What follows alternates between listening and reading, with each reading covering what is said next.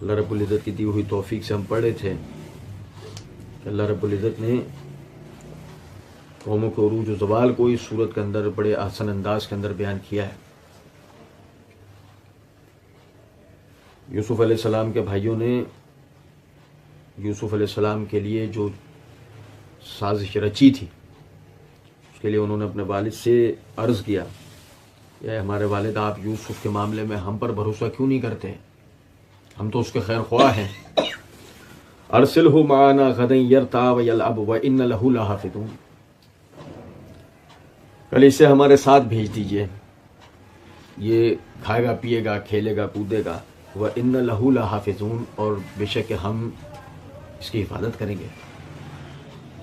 قال انی لیحزننی ان تذهبوا به واخاف ان یاکلہ الذئب وانتم عنہ غافلون.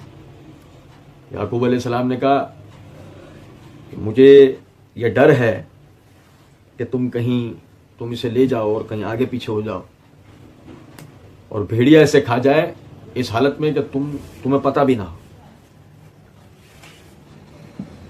یا بات آگے لے آنے سے پہلے میں آپ کو دو نقطوں کی طرف توجہ دلاؤں. دیکھیے، یعقوب علیہ السلام کے 8 بیٹے ایک بیوی سے تھے اور 2 بیٹے ایک بیوی سے. اس طرح یہ 10 بھائی ہیں. اور آگے ایک آیت ہم پڑھیں گے انشاءاللہ، اللہ توفیق دینے والا ہے، وہ بڑی عظمت والی آیت ہے اس حوالے سے کہ ان 8 افراد کا ایک دوسرے کے ساتھ کردار کتنا یعنی وسعت والا ہے. یہاں آپ یہ دیکھیں کہ انہوں نے جو کہا کہ اسے کل ہمارے ساتھ بھیجیے، یہ کھیلے گا کودے گا، وَإِنَّ لَهُ لَحَافِظُونَ، اور ہم اس کے محافظ ہوں گے. یہ اس بات کی دلیل ہے کہ سب سے پہلے دوست بھائی ہوتے ہیں. یہ ہمارا اسلامی ادب ہے. سب سے پہلے دوست کون ہوتے ہیں؟ بھائی ہوتے ہیں. پر آپ اپنے بچوں کو، یا ہم بذات خود بھی اگر ہم اپنے بھائیوں کے ساتھ کھیل کود نہیں کرتے ہیں تو پھر ساری باتیں بیکار ہیں. آپ کے اسکول کے دوست، آپ کے کالج کے دوست، آپ کی یونیورسٹی کے دوست سب اپنی جگہ ہیں، لیکن سب سے پہلے جو آپ کے دوست ہیں وہ آپ کے بھائی ہیں. میں نے پہلے توجہ دلائی تھی آپ کو، قرآن قصے کہانیوں کی کتاب نہیں ہے، قرآن قانون کی کتاب ہے. اگر قرآن کسی کے کہے جملے کی طرف بھی اشارہ دے گا نا تو اس جملے کے اندر بڑی اہمیت کے حامل کوئی بات ہوگی. جب انہوں نے کہا ایسا ہمارے ساتھ بھیجیں تو کیا مطلب کہ وہ ابھی تک اپنے باپ کی انگلی پکڑ کے چلتے ہیں، اور بھائی کہہ رہے ہیں اسے ہمارے ساتھ بھیجیں، ہمارے ساتھ کھیلے گا کودے گا، وہاں پہ کھائے گا پیے گا. وَإِنَّ لَهُ لَحَافِظُونَ، ہم اس کے محافظ ہوں گے. جو اس بات کی دلیل ہے کہ باپ کے بعد نگہبانی بڑے بھائیوں کے ہاتھوں میں ہے. باپ کے بعد جو نگہبانی ہے وہ بڑے بھائیوں کے ہاتھوں میں، اور یہی وجہ ہے کہ ہماری شریعت کے اندر بھی ولایت باپ کے بعد بڑے بھائیوں کے ہاتھ میں رکھی گئی. ہماری تو بدقسمتی یہ ہے کہ یورپین کلچر سے متاثر ہونے کے نتیجے میں ہم نے جو ہمارا مشترکہ خاندانی نظام تھا اسے فراموش کر دیا. آج کیفیت یہ ہے کہ حاجی صاحب اور حجن صاحبہ فرما رہی ہیں بیٹے کی شادی کے بعد اس کو الگ کر دوں گی، فلاں گھر کے اوپر جو منزل ہم نے بنائی ہے بنائی اس لیے اس کو ادھر کر دوں گی، یا فلاں گھر جو ہم نے خریدا ہے فلیٹ خریدا اس لیے کہ شادی کے بعد اس کو وہاں شفٹ کر دیں گے، ان کا کچن الگ کر دیں گے، فلاں کر دیں گے. یہ وہ یورپین بکواس ہے کہ جس نے جو اپنے یعنی ملک کے اندر جب پیدا ہوئی تو ان کا خاندانی نظام برباد ہو گیا. آج ان کا بوڑھا اولڈ ہومز کے اندر پرورش پا رہا ہے اور ان کا بچہ روڈوں کے اوپر یعنی ایک ناجائز کردار کی زندگی بسر کر رہا ہے. آج بھی اگر آپ ان کے دیہی خطوں کے اندر چلے جائیں جہاں خاندانی نظام موجود ہے تو آج بھی آپ کو ان کے دیہی خطوں کے اندر اسی طریقے سے ماں باپ، بہن بھائی، بیوی بچے، رشتہ دار، خاندانی نظام کا تصور ملے گا، جو کہ کسی بھی آدمی کے لیے دوسری تمام چیزیں ایک طرف کر دیں معیشتی اور معاشرتی اعتبار سے بڑی فائدہ مند ہوتی. کیا میری بات سمجھ رہے ہیں؟ دیکھو کہ وہ بڑے ہو گئے، اور اگر آپ اس جگہ سے توریت کا مطالعہ کریں تو آپ کو یہ پتہ لگے گا کہ ان میں سے بعض شادی شدہ بھی تھے. یہ جو 8 بھائی ہیں ان میں سے بعض شادی شدہ بھی تھے، لیکن یہ سب مشترکہ رہتے ہیں، ایک ساتھ رہتے ہیں۔ پردہ ہر دور میں رہا ہے، پردے سے ماوراء مسلمانوں کی عورت کبھی بھی نہیں رہی ہے۔ پردہ ہونا ایک علیحدہ چیز ہے، لیکن ایک دوسرے سے جدا ہو کر زندگی گزارنا یہ ایک علیحدہ چیز ہے۔ ان دو باتوں میں بڑا فرق ہے۔ ہمارے ہندوستانی تہذیب کے اندر ہی آپ دیکھ لیں، ماضی میں آپ کو گھروں کے اندر زنان خانہ اور مہمان خانے کا تصور ملے گا۔ جو زنان خانہ تو ختم ہو گیا، مہمان خانہ ڈرائنگ روم سے تبدیل ہو گیا۔ اب میری بات سمجھ رہے ہیں؟ زنان خانے سے مراد یہ ہے کہ خاندان کی عورتیں، یعنی جو اس مشترکہ خاندان میں جو عورتیں رہتی ہیں، وہ اپنا جو دن کا دورانیہ ہے اس حصے میں گزاریں گے اور مردانہ حصے میں مرد گزاریں گے۔ یہ ہمارا ہندوستانی آپ کو ثقافت بتا رہا ہوں۔ دین کیا کہتا ہے وہ تو اپنی جگہ ایک بات۔ عرض کرنے کا مطلب یہ ہے کہ انہوں نے کہا کہ اسے کل ہمارے ساتھ بھیجیں، کھیلے گا کودے، ہم اس کے محافظ ہوں گے۔ باپ نے کہا انی لیحزننی ان تذهبوا بہ واخاف ان یاکلہ الذئب وانتم عنہ غافلون۔ دیکھو ایک بات بڑی غور طلب ہے، کبھی کبھار ایسا ہوتا ہے کہ ہم بڑے ہو چکے ہوتے ہیں اور یہ جو لفظ ہے نا محاورے کے اعتبار سے بھی غلط ہے۔ کیا ہے کہ غلط العام ہے۔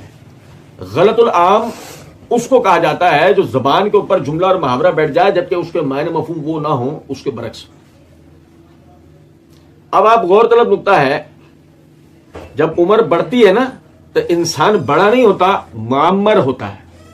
کیا ہوتا ہے کہ اس کی عمر بڑھ رہی ہے، اس کی بحث ہوتی ہے نوجوانی کی، جوانی کی، ادھیڑ عمری کی اور بڑھاپے کی۔ بڑا لفظ استعمال نہیں ہوتا، بڑا انسان اپنے اعمال سے ہوتا ہے، عمر سے نہیں ہوتا، اپنے اعمال سے بڑا ہوتا ہے۔ جیسے مثال کے طور پر بڑا ہی نیک آدمی ہے، اعمال سے ہوگا، بڑا ہی فاسق و فاجر آدمی ہے، اعمال سے ہوگا۔ آپ میری بات سمجھ رہے ہیں یا نہیں؟ غور طلب نکتہ ہے کہ جو باپ ہے وہ باقاعدہ بڑا ہو چکا ہوتا ہے۔ باپ کیا ہوتا ہے؟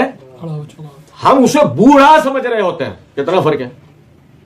اگر ہم بات پر غور کریں تو کتنا فرق ہے؟ باپ بڑا ہو چکا ہوتا ہے، ہم اسے بوڑھا سمجھ رہے ہوتے ہیں۔ بڑا ہونے کا مطلب وہ خاندان کا وہی بڑا ہے نا۔ اگر مثال ہے یہی اسی طرح آپ کا ایک مضبوط خانہ، وہ نہ اس بات پڑھا تھا نا پچھلا درس میں، ہم ایک جتھا ہے، صحیح؟ اگر آپ کا اسی طریقے سے ایک مضبوط خاندان ہے تو اس میں وہ شخص تو پہلا فرد واحد تھا نا، وہ شخص تو پہلا فرد واحد تھا، اور اب خاندان کا سب سے سینئر وہی ہے نا، بڑا تو وہ ہے نا، بڑا وہ ہے۔ آپ سمجھیں؟ وہ ہوتا کیا ہے کہ ہم جب پڑھتے ہیں، تعلیم حاصل کرتے ہیں، تو تعلیم حاصل کرنا اور پڑھے لکھے جاہلوں میں بیٹھنے میں فرق ہوتا ہے۔ تعلیم حاصل کرنے میں، تعلیم حاصل کر کے ایک اچھا انسان بننے میں، اور پڑھے لکھے جاہلوں میں بیٹھ کر جاہل بننے میں بڑا فرق ہوتا ہے۔ ایک آدمی تعلیم حاصل کرتا ہے جس سے اس کو دنیا گزارنے کے سلیقے طریقے آتے ہیں، اور ایک آدمی پڑھا لکھا جاہل بنتا ہے جس میں کیا ہوتا ہے کہ وہ یہ سمجھ رہا ہوتا ہے کہ میں جو مجھ سے جو بڑے ہیں، میرے جو ضعیف العمر ہیں، وہ حضرات جو ہمارے یعنی کہ سینئر سٹیزنز کہلاتے ہیں، تو ان سے ہمارا علم، ہمارا تجربہ زیادہ ہے۔ یاد رکھیں کہ ہمارے بڑوں سے علم اور تجربہ کبھی بھی زیادہ ہو سکتا کبھی نہیں ہو سکتا۔ ہاں ٹھیک ہے کہ آدمی پڑھ لیتا ہے بہت سی چیزوں کو، اپنے بڑوں سے زیادہ آگے جا چکا ہوتا ہے علمی اور تجرباتی اعتبار سے، لیکن بعض مرتبہ وہ تجربے اپلائی کرنے کے لیے آپ عمر کے اس حصے میں کھڑے ہوئے نہیں ہوتے ہو جسے گزار کے وہ آگے جا چکے ہیں۔ ایک چھوٹا نوجوان کم عمر بہت ممکن ہے کہ شادی کے تمام مسائل جانتا ہو، لیکن ان مسائل کے اندر کی جو باریکیاں ہیں اس وقت تک نہیں سمجھ سکتا جب تک اس کی اپنی شادی نہ ہو۔ میری بات آپ سمجھ رہے ہیں یا نہیں؟ تو غور طلب نکتہ ہے، وہ کہنے لگے انی لیحزننی ان تذهبوا بہ واخاف ان یاکلہ الذئب وانتم عنہ غافلون۔ مجھے یہ فکر ہوتی ہے کہ تم اسے اپنے ساتھ لے جاؤ اس حالت میں کہ تم لاپرواہی میں ہو، ادھر ادھر ہو جاؤ اور اسے بھیڑیا کھا جائے۔ بھائی جنگل جا رہے تھے نا، وہاں بھیڑیوں کی کثرت تھی، اب یہ چھوٹے تھے، باپ کو پرواہ ہو رہی تھی، بڑے بھائی سارے آگے کھڑے ہو گئے۔ اب فرض کریں کہ آج ہمارے ایسا ہوتا ہے نا کہ اگر باپ کے سامنے کوئی بات کی، جب باپ کہنے ارے میں چھوڑو یار، اب تمہیں کیا پتا، تمہارے زمانے میں طریقہ کچھ اور تھا، اب جدید دور ہے، اب کوئی معاملہ دوسرے نہیں۔ لیکن سمجھو ذرا بات، میں نے کیا عرض کیا کہ بعض مرتبہ آپ کی عمر اور آپ کے جو علم اور آپ کی جو بعض مرتبہ تجرباتی اعتبار سے آپ ان سے آگے جا چکے ہوتے ہیں، لیکن عمر کو اس حصے کو آپ نے گزارا ہی نہیں ہے نا جو انہوں نے گزار لیا، جس میں سیاہ سفید اور دھوپ چھاؤں اور سردی گرمی سب جو وہ دیکھ کر آ چکے ہیں۔ اگر مثال کے طور پہ انہوں نے ایک بات کہی اور آپ سمجھتے ہیں کہ بظاہر یہ بات صحیح نہیں ہے، تو آپ ان سے حکیمانہ انداز کے اندر بھی بات کر سکتے ہیں۔ جیسے کہ آپ دیکھیں یہ 10 بھائی ہیں، یہ 10 بھائی جو ہے وہ کیسے طریقے سے اپنے والد سے بات کر رہے ہیں، یا ابانا ما لک لا تمنا علی یوسف، اے ہمارے والد آپ کو کیا ہو گیا، آپ یوسف کے معاملے میں ہم پر بھروسہ ہی نہیں کرتے، حالانکہ چاہتے تو خود لے جاتے نا اس کو اپنے ساتھ بغیر اجازت کے، لیکن باپ سے اجازت لے رہے ہیں۔ باپ نے اپنی جو ہے وہ فکر مندی تھی وہ بیان کی۔